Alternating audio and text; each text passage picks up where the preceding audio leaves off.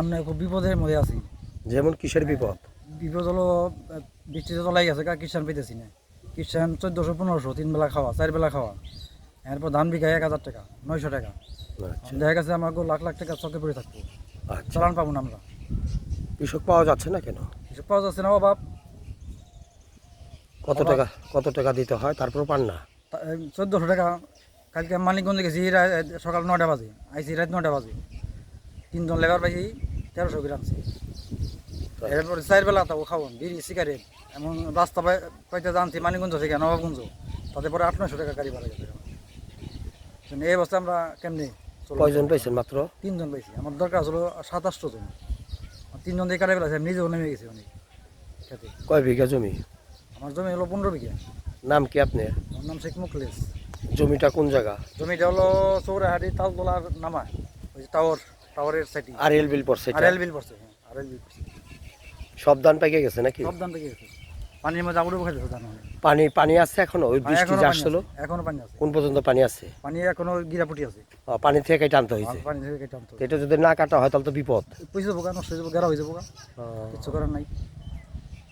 সামান্য কিছু জমি টানো আছে, সামান্য, বেশিরভাগই পানি দিয়ে। বিক্রি হচ্ছে কত গ্রাম? 900 টাকা, 1000 টাকা হাইস্ট। তা তো লস। মানে একটা লেবারে 3 মণ ধান কাটা পারে। 3 মণ ধানের বেশি কাটা পারে না। দেখা গেছে 1 মণ ধানের পয়সা তো তাকে রুজি হয় না। এরপর আমাদের সারা বছর ধরে পয়সা খরচ করছি, নির সার, কীটনাশক, নানান পদের জিনিস ব্যবহার করছি, তাতে আমাকে লস। না চালানো করে আসতে পারে না, না হলে 1 থেকে 1.5 লাখ টাকা লস হবে আমাকে। আসসালামু আলাইকুম।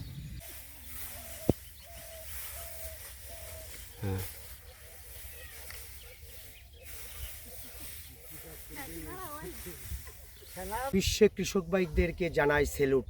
গিরি পর্যন্ত পানি, বৃষ্টিতে, প্রচুর বৃষ্টিতে এখনো পানিগুলো শুকায় নাই।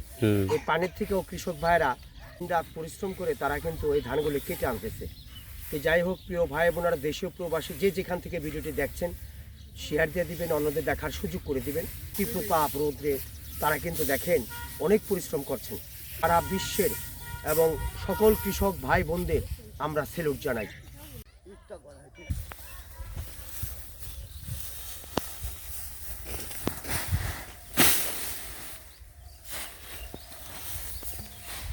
আপনার বাড়ি কোথায়?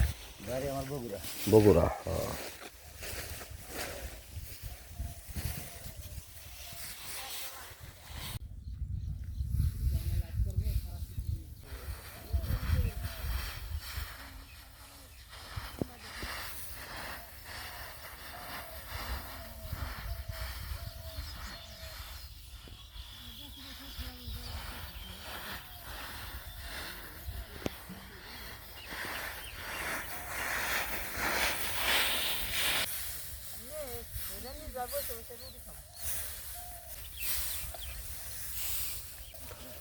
আসসালামু আলাইকুম।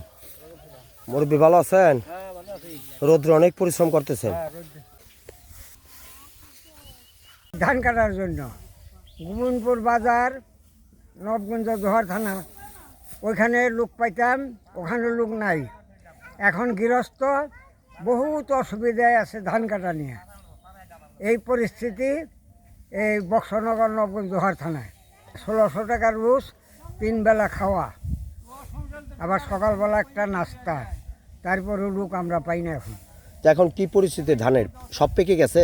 হ্যাঁ, ধান এখন চোখে একদম পাকা। তাই এখন যদি আনতে পারি তাই আল্লাহ তালা আনতে যায়, তাহলে খুবই সুবিধা। আর যদি আল্লাহ তালা কোনো অসুবিধা করে তাহলে আমাকে গৃহস্থের খুবই অসুবিধা হয়ে যাবে খাওয়া দাওয়ার। এখন দর কত করে যাচ্ছে মন? 1050 টাকা মন ভিজা ধান। ভিজা ধান? ভিজা ধান, হ্যাঁ। আপনার নাম কি? আমার নাম আমিনুদ্দিন তাসামিয়া। আমার ধরেন 8-9 বিঘা। 8-9 বিঘা। আসসালামু আলাইকুম ভাই। ভাই কি অবস্থা এখন বলেন দেখি? ভাই অবস্থা বেশি ভালো না, লোকজন লেবার পাওয়া যায় না, ধানের দাম, লেবারের দাম বেশি, খাওয়া যায় 1500 রোজ চায়, ধানের দাম 700, 800, 900। এভাবে কেমনি বাঁচবো মানুষ? লেবার পাওয়া যায় না? লেবার পাওয়া যায় না। লেবার কত করে চায়? লেবার 1500 টাকা চায়। 1500 টাকা? 1500 টাকা। খাওয়া দাওয়া? খাওয়া দাওয়া 3 টাইম খেবার জন্য লাগবো, তারপর 1500 টাকা? তারপর 1500 টাকা চায়। এখন কি অবস্থা ধানের চকের? এখন ধানের অবস্থা ভালো না ভাই, লোকজন নাই, ধান পাইতে ইয়ে হয়েছে, তাই না সিরাজ? ভাই সুরেশ ভাই, এখন ধানের দর কত করে? ধান 1050, 900। 900 এভাবে যাচ্ছে। হ্যাঁ। এই চকের নাম কি? এই দক্ষিণ চকে। এই বক্সনগর আড়িয়াল বিলা। হ্যাঁ। অনেক অর্ধেক কাটা হয়েছে নি পুরা চকের? না অর্ধেক কাটা নাই, নামারগুলি কাটাইছে। তাই অর্ধেক কাটাই। আর বেশিরভাগ কোন জায়গা থেকে লোক আসে? লোক আসে ইয়ে থেকে, এই পাবনা, সিরাজগঞ্জ। তো এইবার কেন আসলো না? এবার আসে নাই, এবার আসলো ওদিকে মানুষে গোবিন্দপুর কামাল খোলার মানুষে। সম্মানিত দেশীয় প্রবাসী, আপনারা জানতে পারলেন যে সম্মানিত কৃষক ভাইয়ের তার মনের কথাগুলি সে বলল। ভালো থাকবেন, সুস্থ থাকবেন। আমি ঢাকা জেলার নবাবগঞ্জ উপজেলা বক্সনগর আড়িয়াল বিলি চকের থেকে আপনাদের সাথে শেয়ার করলাম। ধন্যবাদ।